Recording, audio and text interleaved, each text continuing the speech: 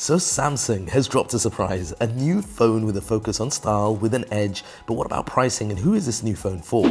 I'm M Kwan here on M Kwan Reviews, and when it comes to the new Samsung Galaxy S25 Edge, before I show you all the colors to help you decide which one is right for you, let's run through some quick specs.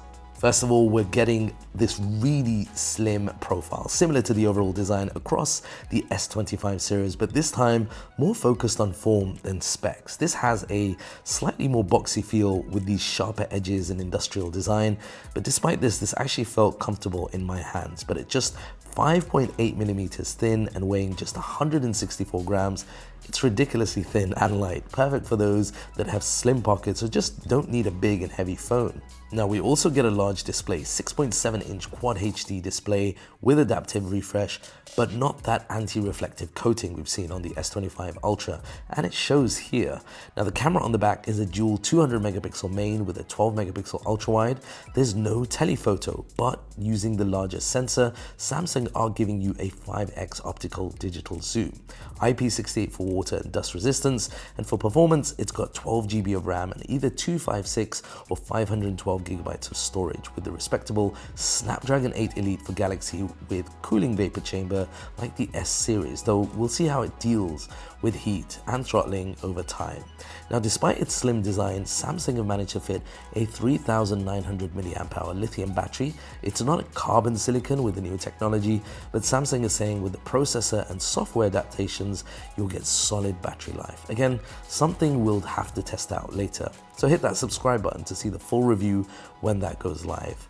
As far as AI features are concerned, the same things that we've seen debuted with the S series will also be available with Gemini Advanced, available for free for 6 months on the new Edge. So now, let's talk about the colors the S25 Edge comes in. Same as the S series, starting with my favorite and the star color, which is this icy blue. Honestly, it looks like this year's S25 Ultra, very similar to the titanium color from last year, but it does have that slight blue hue to it, more noticeable in the bright light. It's really subtle though, certainly going to be a popular color this year. We also get the silver shadow, also looks like titanium, which is more of a brown gold look compared with the icy blue, as you can see here. Then there is jet black with this stealthy look. I really like this. It's very striking and sleek, but what do you guys think? In my opinion, the colors are very safe, but I wonder how popular this slim smartphone really will be. With rumors circling, more smartphone companies may be releasing similar devices this year. Is this what the market really needs?